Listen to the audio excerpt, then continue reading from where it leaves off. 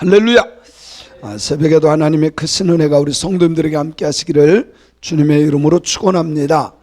주님의 이름으로 축원합니다. 우리 옆 사람과 인사합니다. 주님은 우리와 함께 하십니다. 주님은 이 새벽에도 우리와 함께 하심을 믿습니다. 믿습니다. 자, 우리는 지금 계속해서 나무에 대해서 듣고 있습니다. 그런데 우리가 생각하는 그냥 참나무, 소나무 이런 의미가 아니라 거기에는 하나님의 뜻이 들어가 있어요. 그래서 유대인들은 그 나무 속에 모든 의미가 들어있다는 것을 우리는 알아야 돼요. 자, 오늘은 에셀 나무에 대해서, 뒤에 있는 배경이 에셀 나무인데 에셀 나무에 대해서 오늘 우리가 배워보도록 하겠습니다. 에셀 나무. 또 읽기는 했는데 어떤 나무인지는 처음 보잖아요. 그죠? 이스라엘 갔다 온 것도 아니고.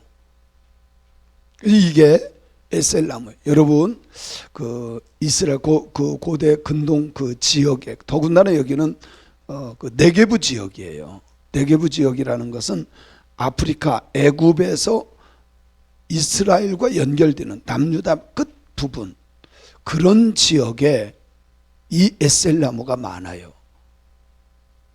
굉장히 황폐한 땅이거든요. 그런데 이런 나무가 자라고 있다는 거, 이건요 기적 같은 일이에요. 굉장한 일입니다. 근데 잎사귀를 자세히 보면 무슨 나무 잎사귀 같아요? 예? 꼭 향나무 그런 비슷한, 이렇게 좀 늘려보면 좀 침엽수도 아니고 그러면서 날씬한 좀 이상한 그런 잎사귀. 멀리서 보면 이렇지만 가까이서 보면 아주 독특한 잎사귀를 갖고, 그러기 때문에 이런 땅에서 견딜 수 있는 거예요. 근데 또 꽃은 예뻐요. 누래져요. 나중에는 누래지는데 이렇게 아주 분홍꽃 꽃을 피고 있습니다. 그래서 에셀나무는 최고의 안식을 줘요. 뭐를 준다고요? 최고의 안식을 주는 것을 상징합니다.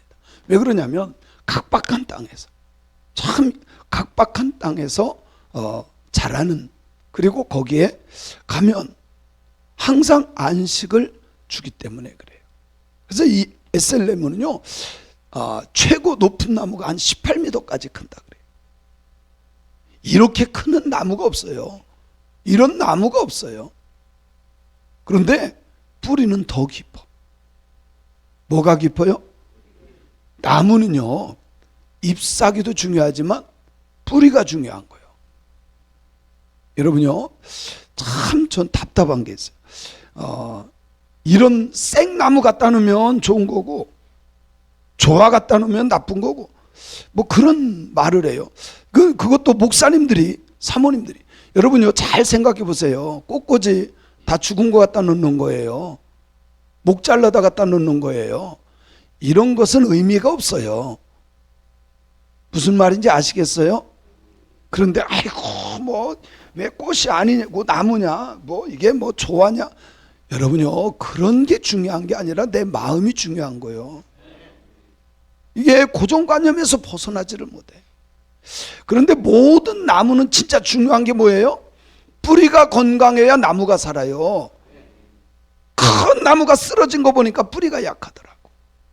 여러분 이빨이 보기에는 별거 아니어도요 뿌리가 튼튼하면 튼튼한 거예요. 제가 이 어금니가, 사랑니 있죠? 조그만 게 있어가지고 그 이물질이 자꾸 끼고 그래요. 또 흔들리기도 하고. 치과에 가가지고 사랑니 어떻게 할 수 없냐 그랬더니 이거 아무것도 아니에요. 그냥 뺄게요. 그러더니 그냥 뭐 주사도 안 넣고 그냥 이렇게 하니까 쏙 빠지더라고. 알고 보니까 뿌리가 약한 거야. 뿌리가 약한 게 그냥 붙어 있는 거야. 뿌리가 약하면 죽어요. 여러분요 신앙의 뿌리가 코로나 때 그대로 드러났어요. 우리 교회도요 교회 나온 지 한 3년 정도 됐던 사람들은요 미안하지만 뭐 좋은 사람, 착한 사람, 배운 사람 싹 빠졌어요. 뿌리가 약하니까 그냥 흔들려. 그런데 저 사람이 믿음 있나? 뭐 20년, 30년, 50년 교회 다녔다는데 믿음 있나? 그런데요, 뿌리가 깊은 사람이 흔들리지 않더라고. 뿌리가 깊어야 돼. 뿌리 깊은 신앙인들이 되길 바랍니다. 그래서 우리는 이 에셀나무를 통해서 여러 가지의 의미들을 깊이 생각해 볼 수 있어요. 그리고 척박한 땅에서도 얼마나 이 물이 없어요. 여기는 4월부터 10월까지는 비가 오지 않아. 그러면요, 웬만한 건 말라 죽어요. 말라 죽는다니까. 그래서 교회에서 이렇게 해서 여기 경비실 앞에 있죠. 그 나무 옆에 있고 바로 소나무 밑에 보면 뭐 진달래 말고 뭐죠? 철쭉들이 이제는 쫙 핍니다. 근데 여름에 비가 한 달 정도, 두 달, 한 달 반 안 오잖아요. 잎사귀가 다 말라버려요. 잎사귀가 다 말라. 그런데 4월부터 10월까지 비 한 방울이 거의 안 온다니까. 척박하고 물이 부족한 땅에서도 잘 버티는 나무가 무슨 나무요? 에셀나무요. 에셀나무. 왜? 뿌리가 깊기 때문에. 예수 믿는 사람은요, 말씀의 뿌리가 깊어야 돼. 말씀의 뿌리가. 제가 그 구리 쪽에 무지개 언약교회라고 있어요. 거기 부흥회를 가는데 목회를 이제 저하고 비슷한 나이 또래예요. 그런데 이분이 목회를 아주 독특하게 하더라고. 자기가 목회를 하다 보니까 교인들이 자꾸 시험 드는 거예요. 그리고 가만히 보니까 뭐 목회자들은 아무리 힘든 교회, 어려운 교회도 목사들은 시험이 안 드는데 뭐 집사, 권사, 장로가 이렇다고 삐지고 저랬다고 삐지고 자꾸. 그래서 왜 그럴까? 그래서 이분이 생각을 바꿨어요. 아, 공부를 시키자. 그래서 왜 이래 이거? 이걸 왜 만져요? 놔둬요 그냥. 그냥 공부를 시키자. 그래가지고 이 교회는요, 뭐 새벽 기도, 저녁 기도도 없어. 그냥 수요 공부, 금요 공부, 주일 공부. 그랬더니 교인들이 뭐 일산에서도 오고 막 멀리에서도 오는데 신학을 계속 가르쳤더니 거기는 아예 조직신학, 구약신학, 신약신학 이렇게 해서 공부를 가르치더라고. 웬만한 교회 같으면 그러면 또 안 되죠. 근데 문제는 시험은 안 드는 것 같은데 냉랭해지는 거야. 그래서 제가 영적인 얘기하고 뭐 하나님의 역사가 나타나고 그러니까 또 사람들이 휘까닥 뒤집어지는 거야. 다 뒤집어지는 거야. 여러분요, 잎사귀도 중요하고 뿌리도 중요한 거예요. 뿌리. 잎사귀가 없으면 그것도 안 돼. 무슨 말인지 알겠죠? 그래서 신앙생활은 균형이야, 균형. 공부 아무리 많이 해도 기도가 없으면 또 안 돼. 기도 아무리 많이 해도 말씀이 없으면 안 돼. 깨닫길 바랍니다. 그리고 이 나무는요, 참 신기해요. 새벽 이슬이 증발하면서 섭 10도 이상의 열기를 떨어뜨려줘요. 이게 무슨 말이냐면 여기에는 염분이 나와요. 잎사귀에서 소금이 나와, 소금. 너무 신기한 나무예요. 그게 염분은 습기를 빨아들여요. 그랬다가 해가 딱 뜨면서 증발하면서 수증기가 위로 올라가면서 뭐예요? 기류를 형성시켜요. 공기 기류. 그래서 그 밑에 가면 한 10도 이상 낮다는 거예요. 다른 데보다. 아주 시원하게 만들어주는. 그리고 뿌리를 깊이 땅속에 내려 깊은 곳에 물을 흡수하는. 여러분요, 성경도 마찬가지더라고. 그냥 이 성경도요, 표면적만 아는, 그래서 누구나 알 수 있는 그런 그렇게 보는 눈이 있고, 조금 더 깊이 들어가서 보는 눈이 있고, 아예 깊이 있는, 영적으로 하나님이 정말 원하시는 뜻을 깨달아 하는. 그런데 그거는요, 배워서 되는 것이 아니라 성령을 통해서 되는 거야. 저는 이런 것 같아요. 그냥 누구나 알 수 있는 것은 글만 알 수 있는 거 있죠. 그거는 그냥 보편적으로 누구나 그냥 다 알 수 있는 거야. 그런데 그래도 어느 정도 우물 정도 되는 깊이 있는 그 정도까지 알 수 있으려면 배워야 되고 인간적으로 좀 지식이 있어야 되고, 그러나 더 깊은 우물은 어쩔 수 없어요. 하나님을 통해서만 알 수 있어. 그래서 주님을 깊이 알고 깨닫고 믿는 신앙인들이 되어야 돼요. 이 나무가 죽지 않는 것은 뿌리가 더 깊고 넓게 퍼지기 때문에 그래요. 말이 그렇지 30m 들어가기 쉽지 않잖아요. 그런데 그 밑에는 항상 물이 있어요. 그 밑에는, 위에는 바짝 말라도 밑에는 물이 있어요. 신앙생활 흔들리지 않는 것은 하나님의 말씀에 뿌리를 받고 있어야 돼. 진짜 하나님을 믿는다면 시험 들어도 이겨냅니다. 어떤 어려움에도 극복할 수 있어요. 그래서 사도 바울은 뭐라 그래요? 나는 가난해도 부유함도 다 적응할 수 있고 내게 능력 주시는 자 안에서 내가 모든 것을 할 수 있다. 이것은 능력을 나타낸다는 것이 아니라 가난에 처할 수도 있고 부유에 처할 수도 있고, 아멘, 깊은 뿌리 깊은 신앙인들이 되기를 바랍니다. 그래서요, 이렇게 보면 우리 교회 지금 26년 됐잖아요. 20년 넘은 사람이 많지가 않아요. 20년 넘은 사람이 뭐 이래서 옮기고 저래서 옮기고 다 떠나고, 그런데요, 뿌리 깊은 게 진정한 신앙인지도 몰라요. 뿌리 깊은 저와 여러분들이 되기를 바랍니다.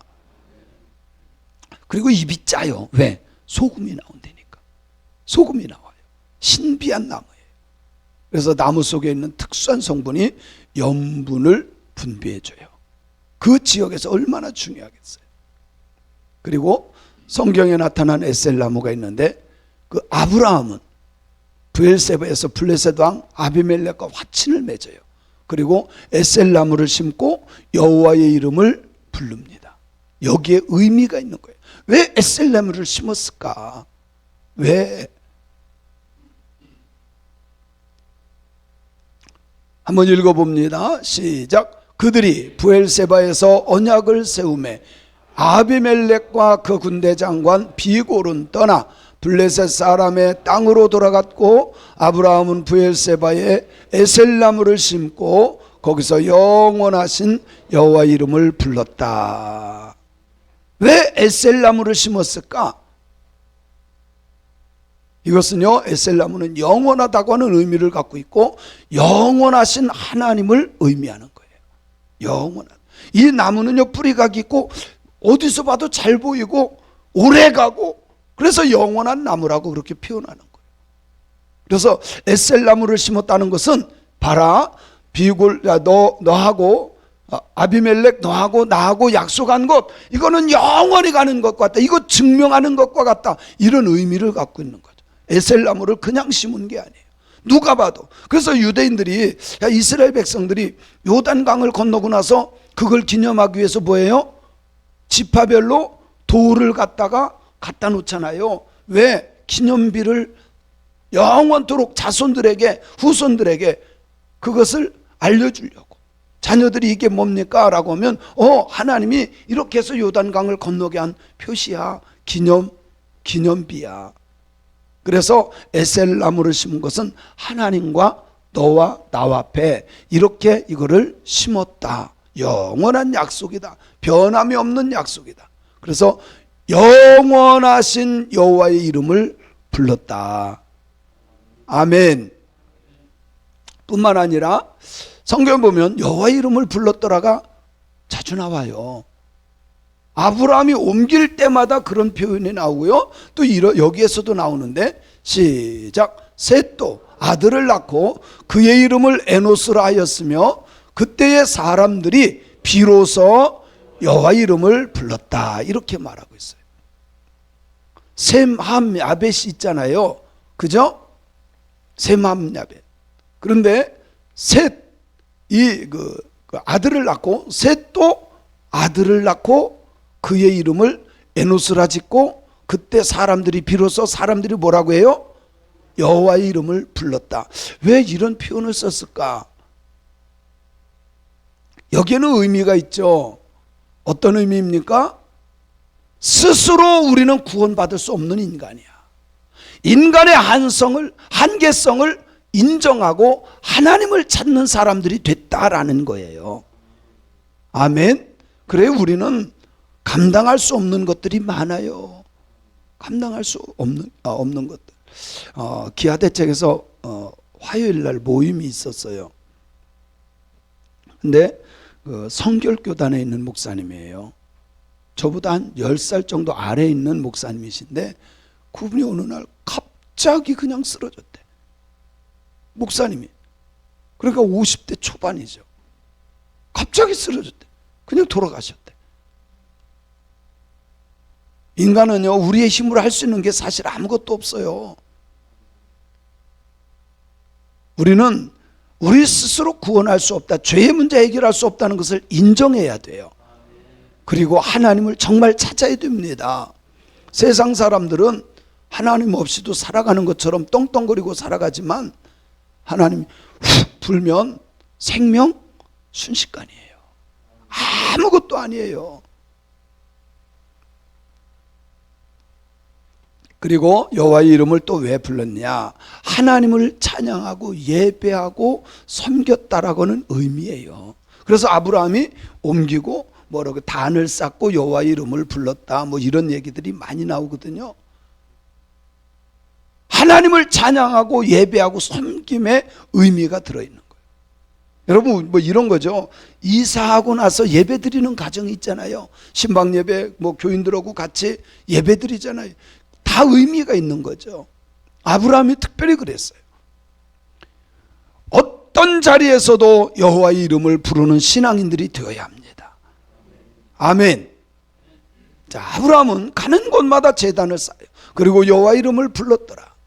하나님을 섬기고 하나님의 뜻대로 살아가겠노라고 하는 그런 신앙의 표현이라는 거죠. 그리고 나무를 심은 것은 신앙 전수, 이건 영원하다 표시하는 증표이기도 합니다. 그래서 에셀나무는 오래도록 잘 보이는 나무잖아요. 변함없는 나무잖아요. 멀리서도 쉽게 확인할 수 있잖아요. 그래서 자녀들에게 신앙 전수하기 위해서 이런 표현을 하고 있다.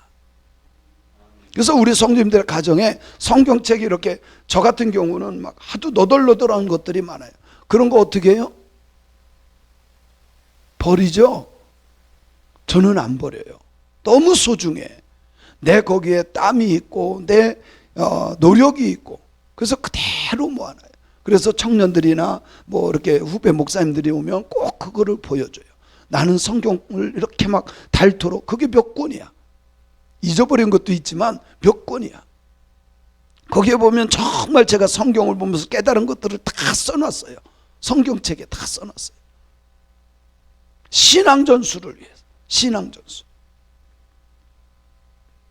에셀나무는 영원하신 예수 그리스도를 나타내는 나무예요. 이건 제가 만들어낸 것이 아니라 유대인들이 그렇게 생각해요. 그래서 에셀의 히브리적 의미는 전능하시고 거룩하신 하나님께서 희생하셔서 진리의 말씀을 가르치고 삶을 통제한다고 하는 의미를 가지고 있어요. 그리고 같이 한번 읽어볼까요? 시작. 아브라함은 에셀나무 밑에서 예수 그리스도의 진리의 복음을 전파하고 하나님을 만난 것입니다.